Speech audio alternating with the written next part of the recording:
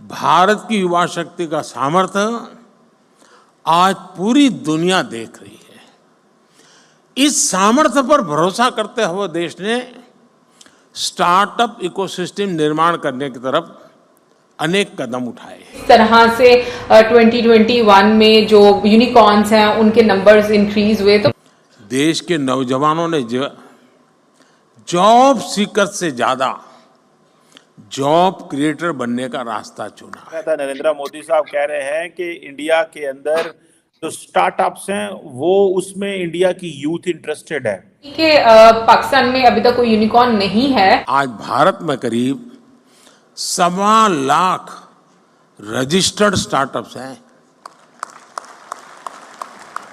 और इनसे करीब 12 लाख नौजवान सीधे तौर पर जुड़े हुए हैं। आपको कह रहे हैं कि तुम नालायक हो, नाअहल हो, तुम अपनी हिफाजत नहीं कर सकते हो और तुम अपनी नाकामियों पे हमें ब्लेम कर रहे हो। ये तोहफे में दे रहे हो आप।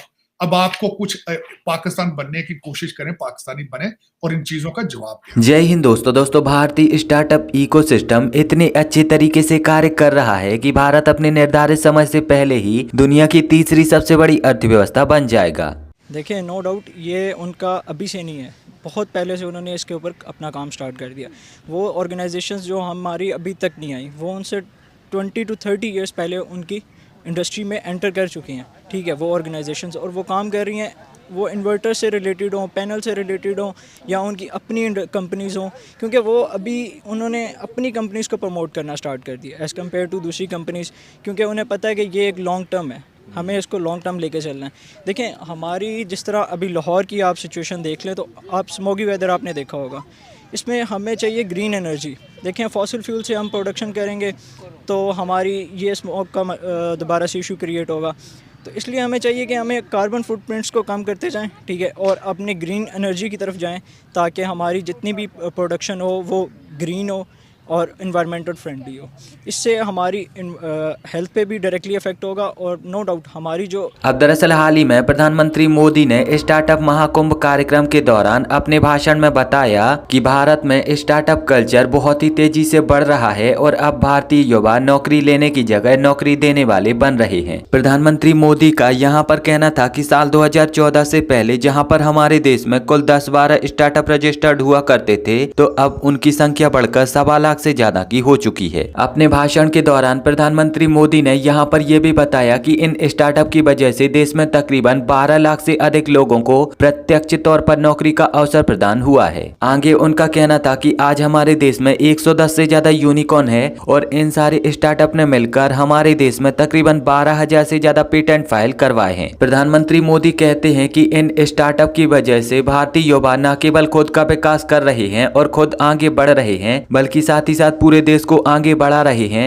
और देश की अर्थव्यवस्था में भी अपना एक बहुत ही महत्वपूर्ण योगदान दे रहे हैं। और यही वो कारण है कि जिसकी वजह से अब हमारे देश की अर्थव्यवस्था निर्धारित समय से पहले ही दुनिया की तीसरी सबसे बड़ी अर्थव्यवस्था बन जाएगी। लेकिन आप बदला ले ना लें, भारत बदला लेगा। मेरे ख्याल में भारत तो पूरी दुनिया से बदला ले रहा है, कॉलोनियलिज्म का बदला ले रहा है। मैं खुश हूँ इस बात।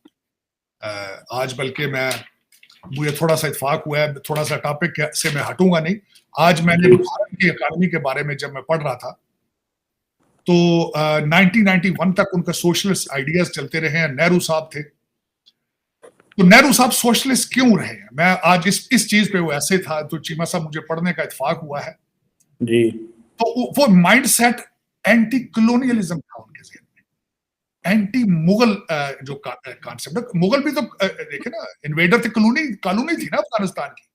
तो वो दो चीजें होती रही हैं कि ब्रिटिश भी जो थे अपने पसंदीदा ट्रेडर्स, अपने पसंदीदा बिजनेसमैन को प्रमोट करते रहे। इसी तरह पठान भाईजान जो अफगानी थे वो अपने मुसलमान चंद पसंदीदा लोगों को प्रमोट करते रहे।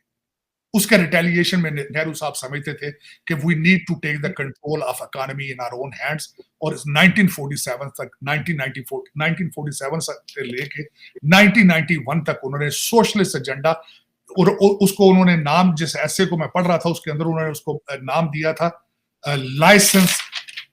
उसका नाम उन्होंने रखा था कि ये उसको उन्होंने चीमा साहब उसको लाइसेंस राज, कि ब्यूरोक्रेट जिसको लाइसेंस देते थे वो अमीर हो जाते थे, जिसको लाइसेंस नहीं देते थे वो गरीब रहते थे। और जो पीरियड था उस वक्त, जो सबसे बड़ी जो बैलेंस ऑफ पेमेंट उनका जो था 1991 में क्रैश किया। और उसके बाद जो नरसिम्हा राव थे और हीरो जो थे उसके अंदर मनमोहन सिंह थे, और उनके साथ माडेक सिंह आलूवालिया उनके साथ टेक्नोक्रेट थे, और एक जो थे वो वाइस रीडी थे जो उनके साथ टेक्नोक्रेट थे, जिन्होंने इस सारे लाइसेंस राज को खत्म किया था। और जो उसमें सबसे बड़ी खूबसूरती है, बल्कि आज भी मैं तो हमेशा चीमा साहब इस चीज पे बिलीव करता हूं कि आप कोई अच्छी चीज खुद ना कर सके तो किसी अच्छी चीज की कॉपी कर लेनी चाहिए। आईएमएफ का जो पहला पैकेज भारत ने, मनमोहन सिंह ने बनाया था, वो पैकेज खुद तैयार करके उन्होंने आईएमएफ को दिया था, प्लान सारा, कि this is the plan we want to enforce in the future. IMF उनका बजट नहीं बनाता था, आईएमएफ आके उनकी इंस्पेक्शन नहीं करता था। मनमोहन सिंह, मिस्टर सिंह आलूवालिया और वाइस रीडी, इन्होंने तीनों ने मिलकर प्लान अपना खुद बनाया था आईएमएफ का, जो दिया गया था, और उसको कंटिन्यू किया नरसिम्हा राव के बाद वाजपेयी ने। Vajpayee was the BJP man. और जब मैं पढ़ रहा था तो उसमें उन्होंने डिफाइन किया कि बीजेपी को उन्होंने रिपब्लिकन पार्टी के साथ फ्री एंटरप्राइज और बिजनेस ओरिएंटेड उन्होंने, और रिपब्लिकन के साथ उन्होंने कंपेयर किया, वर्सेस नेहरू को उन्होंने democrat as a democrat party उसकी कंपैरिजन किया। वंडरफुल कंपैरिजन जो मुझे आज इत्तेफाक हुआ है, मैं समझ रहा था कि मैं शेयर करूं। आज भारत की per capita income $2,400 a month, wonderful, $3.2 trillion की इकोनॉमी, लेकिन 1991 से सफर शुरू हुआ है, कोई लंबा सफर नहीं है। अगर आज भी पाकिस्तान में से कोई हिम्मत करना चाहे तो इट इज पॉसिबल फ्यूचर में। अब अगली जो बात जो चीमा साहब, मुझे आज सबसे ज्यादा अफसोस हुआ है, अगले दिन मैंने ख्वाजा साहब ने असेंबली में स्पीच भी दी थी, सबसे ज्यादा अफसोस हुआ है वाकई इसमें ज़बीउल्लाह मुजाहिद साहब की बातें सारी गलत नहीं है, आपकी अपनी भी गलतियां मौजूद हैं। आज मुझे इत्तेफाक हुआ है कि अब्दुल्ला अचकज़ई एक अफगानी शहरी है जो कि आपकी आर्मी के अंदर कैप्टन थे। आपके कमीशन अफसर भी जो है वो 2 नंबर पाकिस्तानी पासपोर्ट बनाकर आपके कमीशन अफसर है। ये मेरे लिए एक हैरान की वाली बात थी, हैरान की।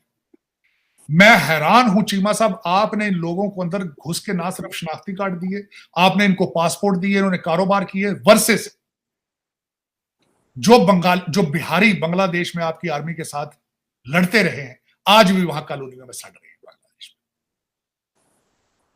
आप इस तरीके से कंट्री चला रहे हैं। वो बिहारियों की चौथी नस्ल है और पाकिस्तान के साथ वफादारी में आज भी वो झुलस रहे हैं, मारे जा रहे हैं, और आपने इनको घुसाया अंदर, और ये आपके पाकिस्तान के ऊपर कब्जे करके फिर रहे हैं।